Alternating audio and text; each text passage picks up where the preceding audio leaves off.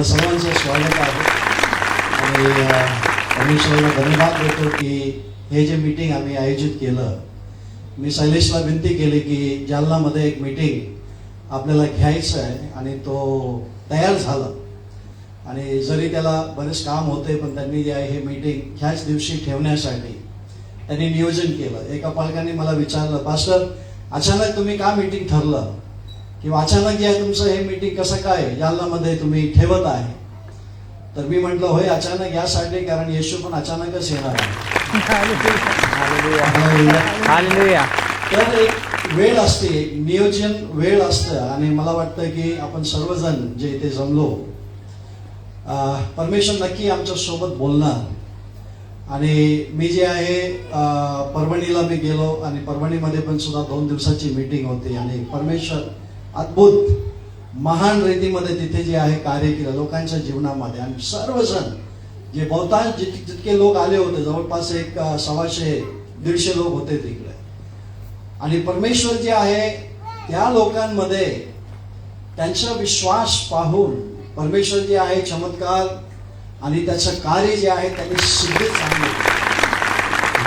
आणि हे सांगण्याचं जे आहे उद्देश हे आहे की जर आम्ही इथे आमचे गरज जर घेऊन आलो किंवा जर कोणी आजारी आहे किंवा कोणाला त्रास आहे किंवा कोणी पण परिस्थितीमध्ये आहे, हे सर्व ऐकून जे आहे मी तुम्हाला एक आश्वासन देऊ शकतो. जर तुम्ही आज आपलं अंतःकरण उघडलं आणि आज जर तुम्ही विश्वासाने येशूला जे आहे आपल्या जीवनामध्ये येण्यासाठी जे आहे जर तुम्ही आमंत्रण केलं तर 100% तुम्ही इथून रिकामी जाणार नाही.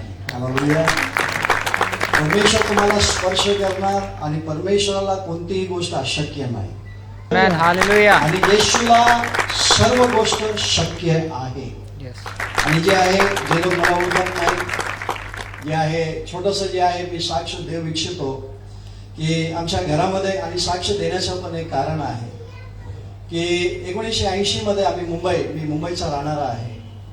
आणि 1980 मध्ये माझे वडील जे आहे हे आजारी पडलं आणि त्याला जे आहे आम्ही दवाखान्यामध्ये ऍडमिट केलं. आणि डॉक्टरांनी म्हटलं की ह्याचं जे आहे हे आता काही गॅरंटी नाही आहे कारण याचं जे आहे लिव्हर जे आहे पूर्णपणे सडलेलं आहे आणि याला सिरोसिस एक आजार आहे ते झालं आणि त्याच्या पूर्ण शरीरामध्ये जे आहे विष पसरत आहे. आणि हे लिव्हर खराब होण्याचं पण एक सुद्धा कारण आहे.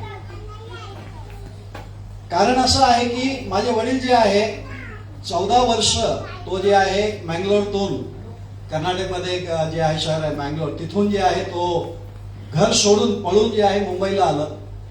आणि त्या वयामधून जे आहे तो हॉटेल लाईनमध्ये काम करायचा आणि त्यांनी जे आहे त्याला एक सवय लागली दारू पिण्याची.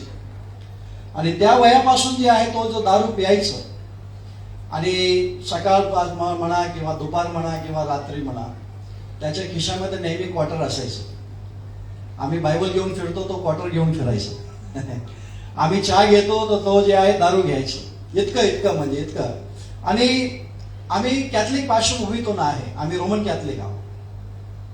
तर आमचा असा विश्वास होता की येशूने पाण्यातून दारू बनवलं आणि म्हणून आम्हाला दारू पिण्यामध्ये काही प्रॉब्लेम नाही. देवांनी दारूला आशीर्वादित केलं असं जे आहे आमचं मन होतं. आणि माझे वडील जे आहे त्या व्यसनामध्ये असताना आमच्या घरामध्ये जी आहे जी परिस्थिती जी हालात उत्पन्न झाली म्हणजे आमच्या घरामध्ये जे आहे कधी शांती नव्हती. नेहमी भांडणं. आई वडील नेहमी भांडणं करायचं. रोज रात्री दारू पिणे यायचं घरामध्ये धिंगाणा. मला असं वाटतं की काही लोकांच्या घरामध्ये पण तीच परिस्थिती होती किंवा आहे. आमच्या घरामध्ये पण सुद्धा तेच होतं. रोज. आणि आम्ही कधी जे आहे दारिद्र्यता तर होतीच होती कारण वडील जे आहे पूर्ण पगार जे आहे दारूमध्ये. आणि 10-12 तारीख आलं की पैसे उसण्यातून इकडून घ्या तिकडून घ्या आणि कशासाठी फक्त दारू पिण्याचं. तर घरामध्ये जी आहे परिस्थिती फार बिकट होती. आम्ही एक झोपडपट्टीमध्ये राहत होतो कुलाबामध्ये आणि जिथे लाईट नाही पाणी नाही कारण परिस्थिती जी आहे आमच्या घरामध्ये ती स्थिती तशी होती. म्हणण्यासाठी आम्ही ख्रिश्चन आहे, म्हणण्यासाठी आम्ही चर्चला जायचो, आम्ही सर्व सण पाळायचो. जे काही आम्हाला आमच्या धर्मानुसार आम्हाला जे काही सांगण्यात आलं आम्ही ते सर्व करायचं. लहानपणापासून आमचं बाप्तिस्मा झालं, दृढीकरण झालं, सर्व सर्व. आम्ही चर्चला जायचो रेग्युलर, दर रविवारी आम्ही चर्चमध्ये बसायचो, सर्व सर्व. परंतु हे सर्व गोष्ट आमच्या घरामध्ये जी स्थिती आहे, जी परिस्थिती आहे, ते काही बदलत नव्हतं. जसं एखादा परराष्ट्र लोकांचं ज्या घरामध्ये जशी स्थिती आहे, कारण आमच्या अवतीभोवतीचे सर्व UP, बिहार, कर्नाटक, तामिळनाडू असे सर्व लोक राहत होते, त्यांच्या पण घरामध्ये तीच परिस्थिती आहे. काही फरक नाही. फक्त एवढं आहे की आमचं नाव ख्रिश्चन आहे, आम्ही येशूवरती किंवा आमचा धर्म ख्रिश्चन आहे, परंतु आम्ही बाकी जर गोष्ट आम्ही बघितलं तर काहीही अंतर नाही. सर्व प्रकारचे दुष्टाई, पाप, अंधकार आणि आजार, तुम्ही जे म्हणाल, सर्व आमच्या घरामध्ये.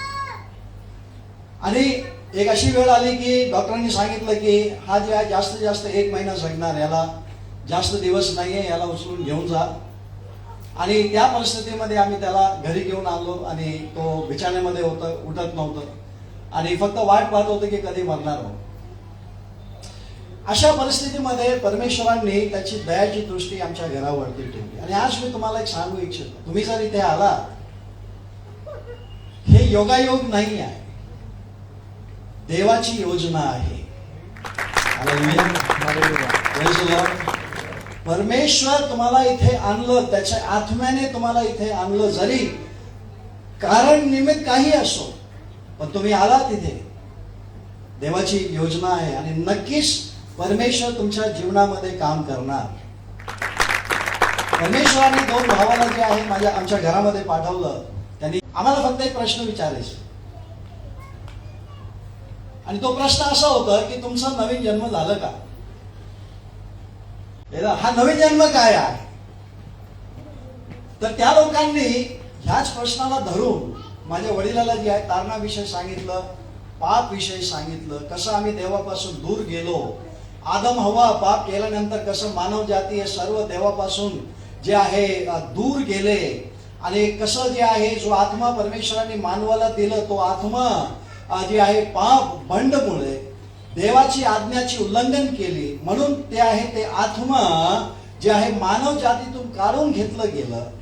आणि त्या दिवसापासून तर आता प्रत्येक व्यक्ती जो जन्मलाच येतो तो पापमय, म्हणजे जे पाप आदम हवाचे ते जे आहे मानव जातीमध्ये जे काही पाप जे आहे पसरत आहे.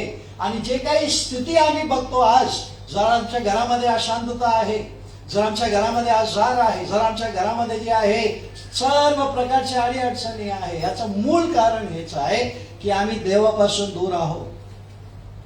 आणि दूर करणारा पाप आहे.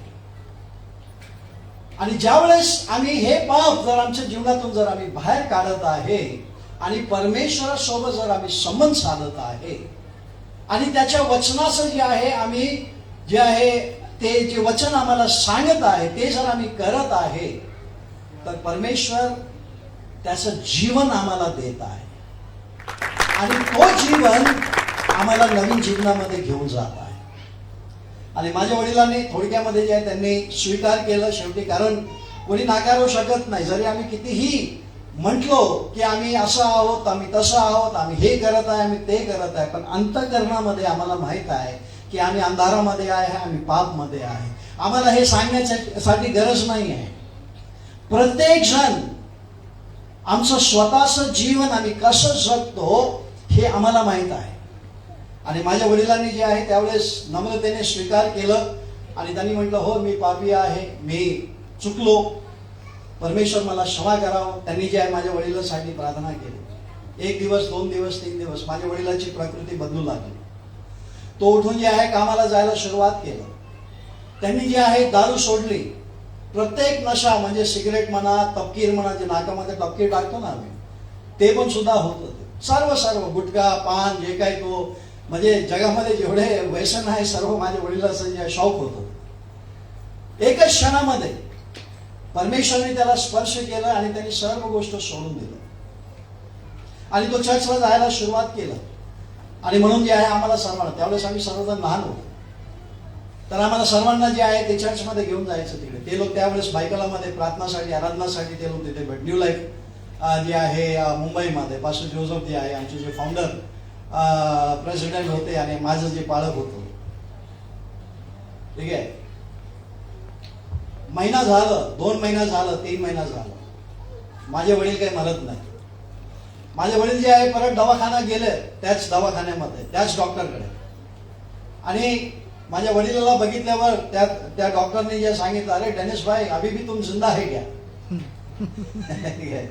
तर माझे वडील म्हणाले, होय मी जिवंत आहे आणि हेच बघण्यासाठी आलो की मी मरत का नाही, कारण तुम्हीच म्हटलं होतं मी मरणार म्हणून 1 महिन्यामध्ये.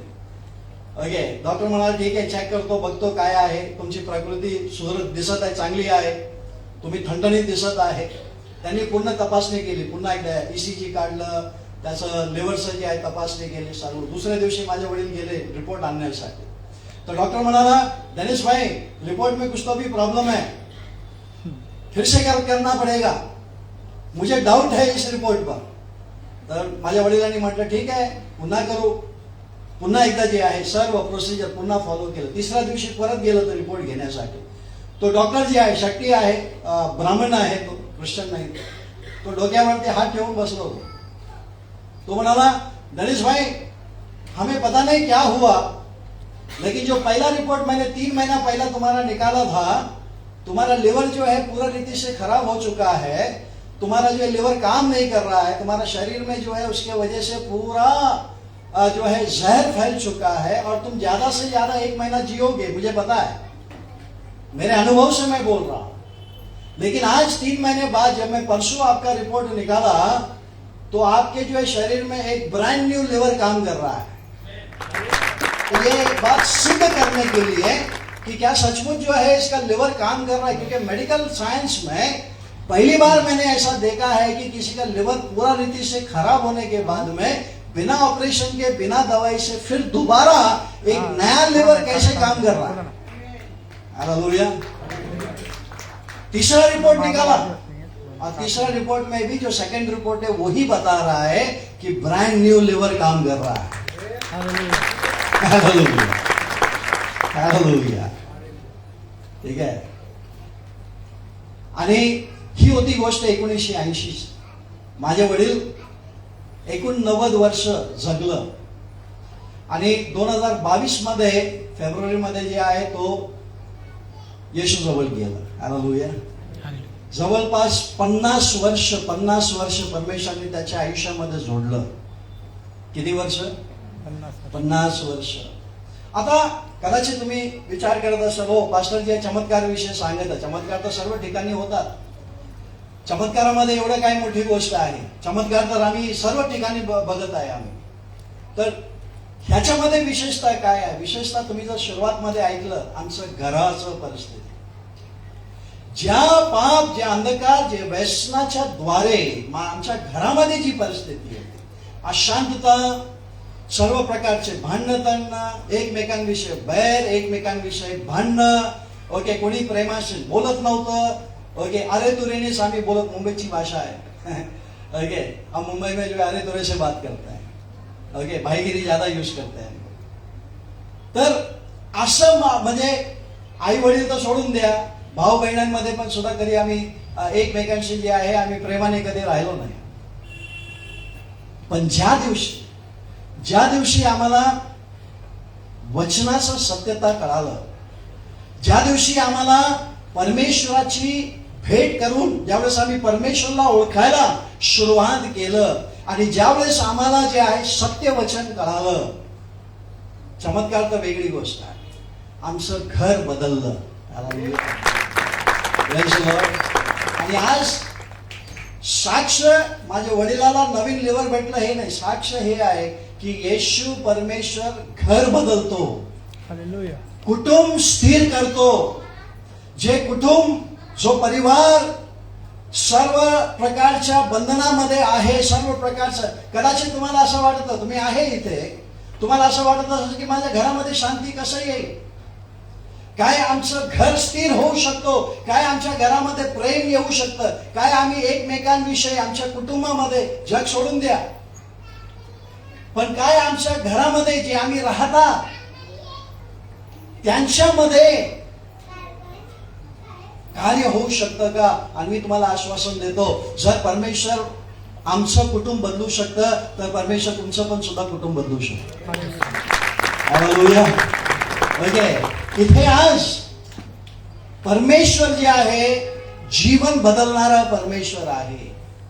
एखाद्या व्यक्तीला तो बदलतो आणि असं बदलतो की हे फरक जे आहे लोक पण सुद्धा बघत आहे, स्वतः पण सुद्धा आम्ही बघतो आणि आम्ही जे घरामध्ये आहे ते पण सुद्धा बघणार. आणि तुम्ही जर इथून जात आहे आशीर्वाद घेऊन, नक्कीच आणि नक्कीच नक्कीच आणि नक्कीच तुमचं घर बदलणार. हालेलुया. Praise the Lord.